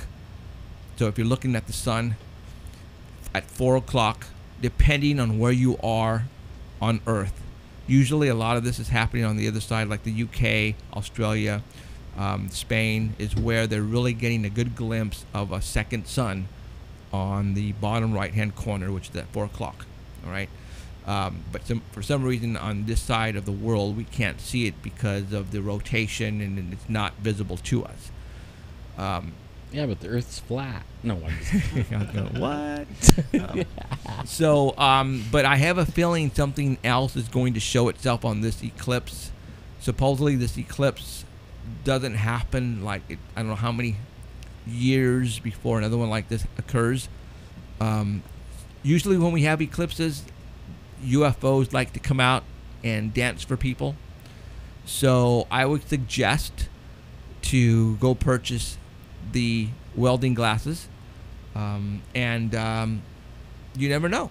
I already have some, but I don't know exactly what time, I forgot what day exactly, but I would definitely look up and make sure you have the proper equipment to cover your eyes, because you don't want to burn out your retinas and all that kind of stuff. Because what happens is when something goes in front of the sun, the sunlight that comes out from around the whatever it is that's blocking the sun, the light intensity is very extreme, and that right there is what will hurt your eyes and do severe damage to them.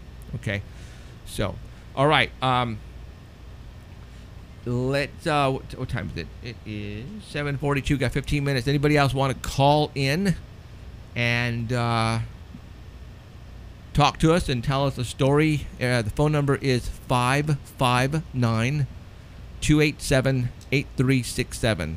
559-287-8367. The last four numbers represent the letters UFOS.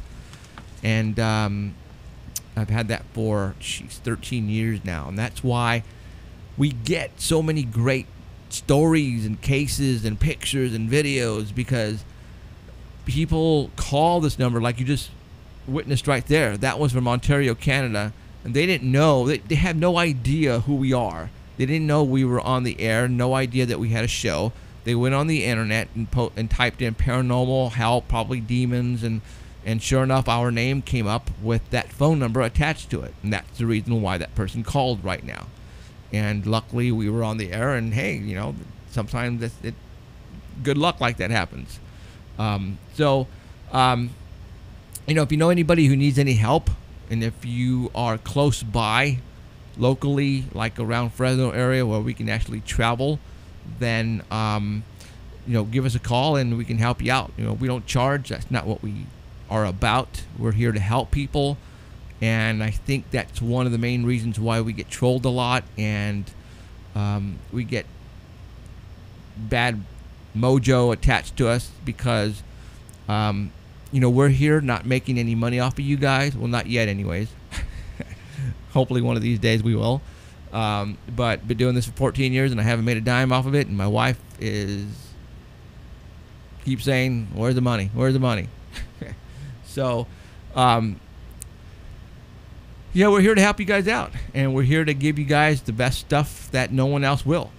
And so keep sticking with us.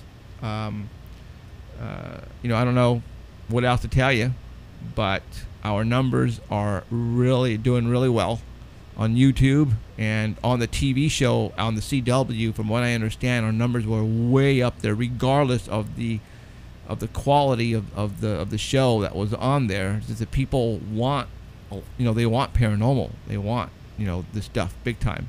You know, Rob Lowe was on Jimmy Fallon last week, I think. That was so goofy. Was it? I only saw bits of, well, actually, no. Danny recorded it off of his phone and sent it to me, and I just, you know, he didn't really quite give an exact description of what happened, yet they're trying to push it as it was a massive sighting and he almost died, and it was just an incredible event. Probably what you're going to see is nothing more than, did you hear that? That's all. Did you hear that? They showed a little clip, and that's what it was. And I was thinking, they have to be the luckiest people on earth to be able to go out and then stand around and have all kinds of things happen to them.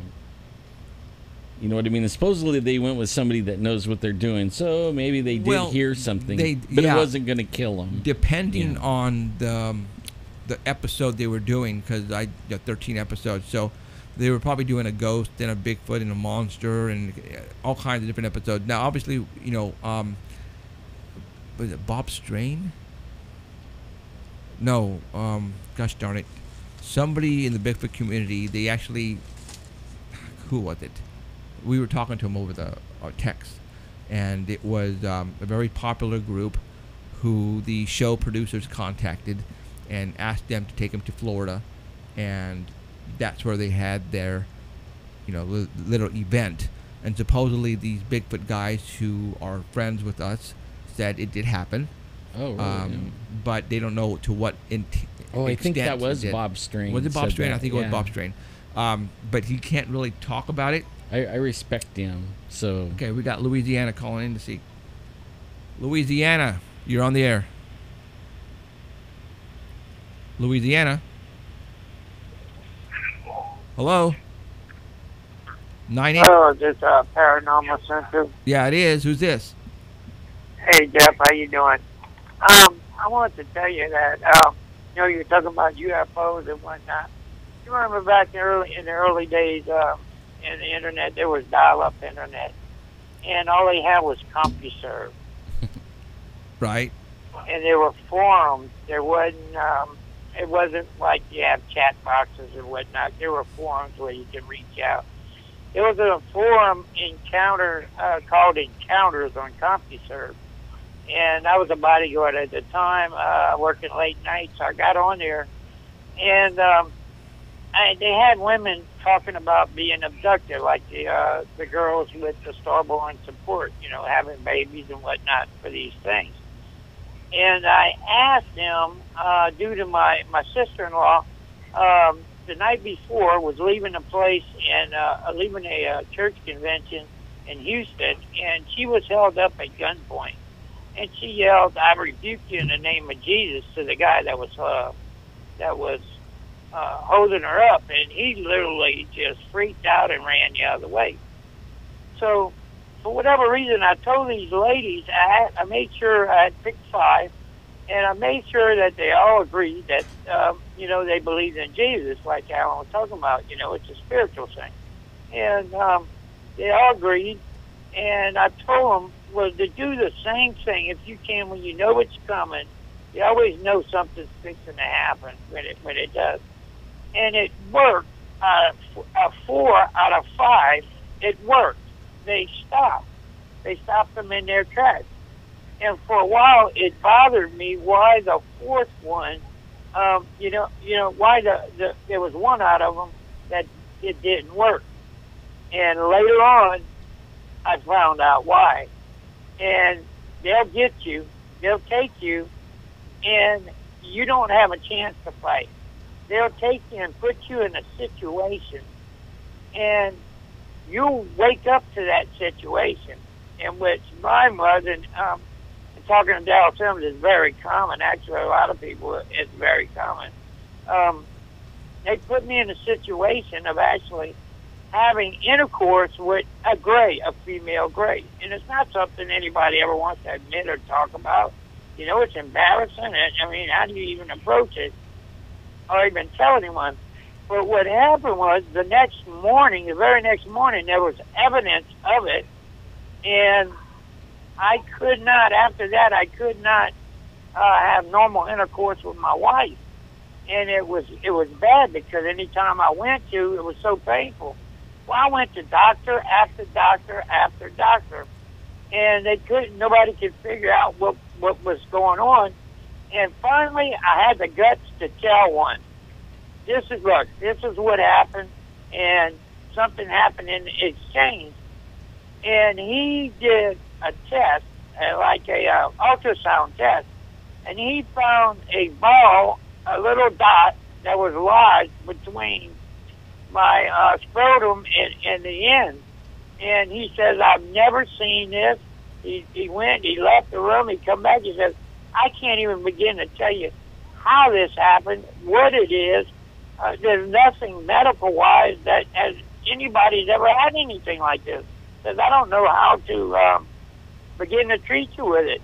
And that thing stayed there for about 10 years, if not better. And finally, eventually it made its way through the skin and came out.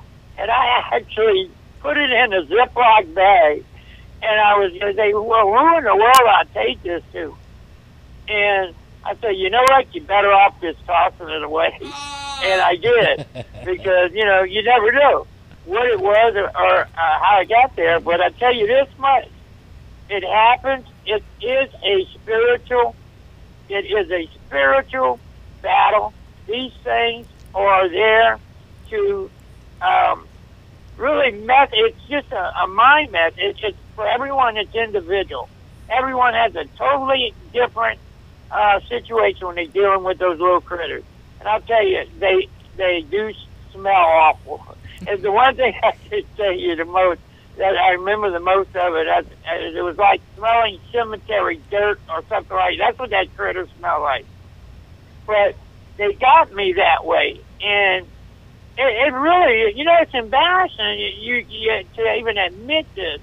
But it happens, and it happens more than anyone ever imagines. Once you do mention it to someone that's in the know, like Darryl, that has done a lot of people, thousands of people, and more so even, I have a lot of friends that I've learned that have been there. One of the guys was actually on MUFON, the Anger One show. Same situation. But I was right, man. This is a spiritual battle. And the way to get rid of those things is not like Dal says, mess with them. You just use the word. You rebuke them in the name of Jesus with force. It works. They're gone. They got to go. They have no choice. There's power in it, Alan, and you stay with it, buddy. And you know, like you said, that's going to take care of that lady. You just stay with it. You stay on course with it, and I guarantee you'll be blessed for it. Y'all take care. God bless you guys. Thank you, Marty. Thank you, Marty. We'll talk to you soon, man. Okay, buddy. See ya. From Louisiana. You know what? He's right. Like sometimes though, they'll know that you have a real strong faith, and they'll come at you so hard. You know what I mean? I mean, like you think you're gonna die sometimes that hard, but they can't kill you. And the more success you have with it, the more harder they have getting over on you. You know what I mean? Like when you're new and just starting out, they can pretty much trick you. But if you got experience, and the more every time you put a little feather in your hat where you won, it makes it that much harder for them to rob, steal, or destroy what you're doing. Right. Yeah. The people who are weak, I think, are the ones who get slammed. You know, people who have problems in their lives need to really change, you know, the way they live. I mean, I don't know how. I'm not trying to put you down in any way for those people who have nothing but problems and depression, and there's ways to get out of it. And I don't want to preach to you, because that's not what we do here. But you know what we talk about here, and we know the way that you can probably help your own self. You know, a lot of people have been killing themselves lately. Yeah. Oh man. You know, they have. rock stars. I'm a big Linkin Park fan, even though I'm an old fart. I like Linkin Park. I love Linkin Park. All right, I have a lot of their stuff on my iPhone, because I'm into that type of music as well. Industrial, alternative, industrial, keyboard, hard stuff. That's me. And when I found out Chester committed suicide by hanging himself, you know, the conspiracy theories just took off like crazy. I'm not going to speculate what happened, because I wasn't there. I don't know the dude. But for somebody to kill himself and leave a wife and 6 kids, ouch. That hurts. Sometimes you wonder if he actually did it, if he actually killed himself. But if you listen to his lyrics of his music, I mean, it's really it's dark. Yeah, very, very. You know what I've been noticing? Like, I follow a lot of people in the paranormal world, you know, supernatural and all that stuff. And they have this thing, I think it's as bad as a Ouija board. But it's like a talk box, or I don't know. I won't even mess with it, because, right. But only I know what it does. It takes radio frequencies, and it jumbles them all up. And then supposedly the spirit can talk through the box, and you could ask it questions and it'll answer and stuff like that. Well, the people that mess with these things and use them, if you follow them long enough, like if you just only follow when they're using it, you won't know what their life is like, right? Well, I'm starting to find that they're talking about they're in a really dark place, they're depressed. I mean, like, but only they don't correlate. They don't correlate what they do, messing around with that stuff, as why they're having that many problems. And I totally could see it. You know, like, I mean, there's one that we know really well for a long time, and he's in a really dark place, and he invented one of these boxes. Right now, all of a sudden, he doesn't go outside. He's messed up. Who? I can't tell you, not on the air. I don't want to. Yeah, I'm not friends with him, so I don't know what he posts or anything like that. Oh, yeah. Well, I mean, I follow him, and I feel sorry for him, and there's some other ones too that I know. They do readings for people and stuff, and when you play with the dark side, sooner or later they're gonna bite you. You know, like it's just part of the game. Okay, it's almost time. Dan Tillman sent something over there. Dillman? Yeah, Dillman, I'm sorry. He's thinking about putting a Bigfoot symposium or conference at his theater here pretty soon. Obviously, he wants us to go. Cool. And I don't know. He says he'll be getting a hold of us here pretty soon. Also, we're also invited to the Modesto Con in October. Cool. They want us to do a talk there and have a booth and all that. So we're going to be going to that one. I think that's like the weekend right before Halloween, if I'm not mistaken. My wife's freaking out because like, oh no, what about the haunted house? I'm like, oh, yeah. So that's like a weekend thing in Modesto, the Modesto Con. We're being invited to that. I'm still trying to work out the Close Encounters Theater for opening day. Now, we're going to Vegas that weekend. My stepson is staying back here, but my son has travel ball. Oh, we got another call coming in. Okay, let's do this. Answer this. Pennsylvania, you're on the air. You got a couple of minutes. Oh, we got another call coming in too. I don't know. Hello, you're on the air. No. Who's this? Indiana. Yes. Who's this? Tina. Tina. What's up, Tina? You're on the air. Oh, yeah? Yeah. Oh, that's cool. What caller am I? What caller you are? We're not giving anything away. Oh, Danny better not have told you to call in, did he? Yeah.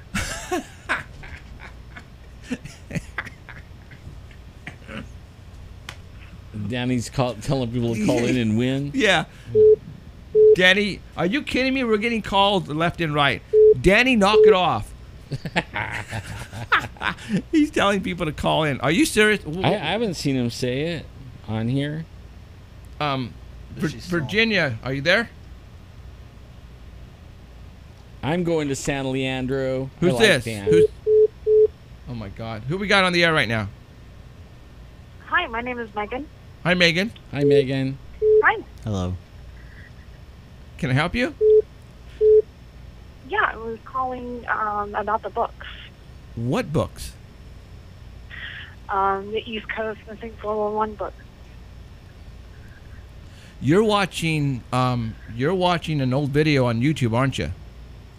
Oh, I was. I guess I am. Okay, that is that is a past show that we did a long time ago. Yeah, like three years ago. Yeah.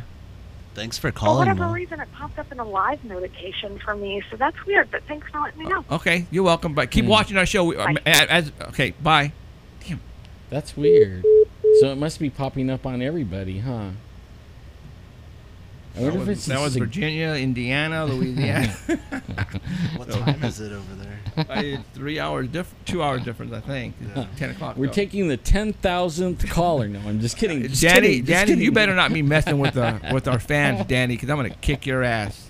Because I saw him up here. It popped up on the screen. Says, "Be the caller number whatever." So Really, you did? yeah, I didn't see that. Hey, Sock, did you do that same? Somebody's goofing with it. Did I win the books? No, Beantown Billy. So, all right. Okay, we're done. Next week, I am not going to tell you who we have on the air. Somebody's going to Skype in. Very popular UFO person. He just wrote a book, and he's going to come on next Sunday, and we're going to talk about his book and talking about aliens and UFOs and demons and what he thinks they are. So we've had him once on here before. And he's actually very, very big. And he definitely said, he was supposed to be on tonight, but he had a birthday party to go to from a close friend. I want to do a shout out to John, praying for you, buddy. I ask all our people, pray for John, okay? I'm not going to give you his last name. All you got to do is pray for John. And then I want to say hi to Toots before we're gone. Hi, Toots. Toots? Yeah. The hell kind of a name is Toots, but okay. All right, we got, hold on, we got, no, never mind. Okay, all right, we're done. Hit it. Thanks for tuning in wherever you are around the world. I appreciate it. Come back next week, Sunday at 6 o'clock p.m. Pacific time, California time. We're going to be here for Jeffrey Gonzalez, Alan Thomas, and y'all stop calling. No more. We don't have any books to give away. Appreciate it. For Neon the Unknown, Ryan Bardalis, thank you for showing up. We'll see you guys next week, same time. Catch you later. Bye.